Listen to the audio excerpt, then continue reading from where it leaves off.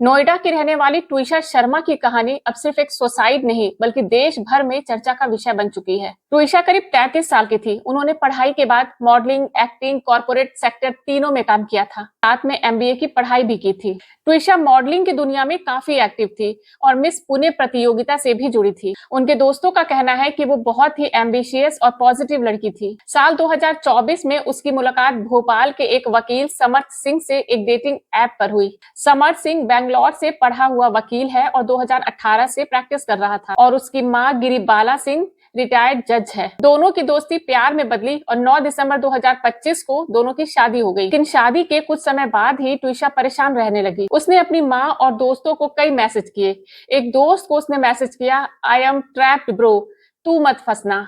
और अपनी मम्मी को मैसेज किया कि मम्मी मुझे यहाँ से ले जाओ, मुझे बहुत घुटन हो रही है, मैं यहाँ ट्रैप्ड फील कर रही हूँ। ट्विशा के परिवार का आरोप है कि ट्विशा को मानसिक रूप से टॉर्चर किया जाता था। भाई का कहना है कि उस पर पैसों को लेकर दबाव था। परिवार ये भी कह रहा है कि वो प्रेग्नेंट थी और उस पर अबॉर्शन के लिए दबाव बनाया गया और मौत से करीब एक हफ्ते पहले प्रेगनेंसी टर्मिनेट कराई गई थी। 12 मई 2026 की रात, मौत वाले दिन, ट्विशा अपनी मां से और भाई से फोन पर बात की थी।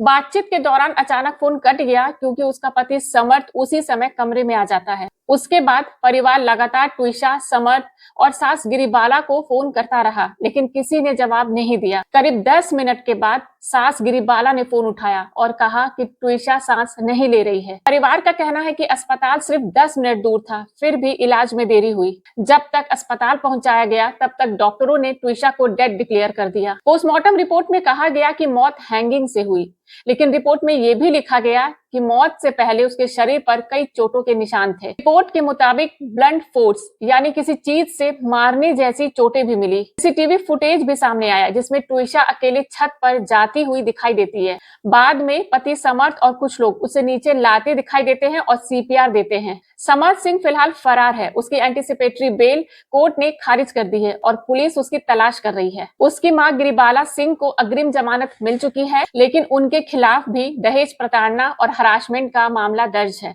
एसआईटी इस पूरे केस की जांच कर रही है। क्या ये सच में सुसाइड था या लगातार टॉर्चर ने उसकी जिंदगी छीन ली? ट्विशा चली गई, लेकिन अपने पीछे छोड़ गई कई सवाल, कई दर्द और इंसाफ का इंतजार।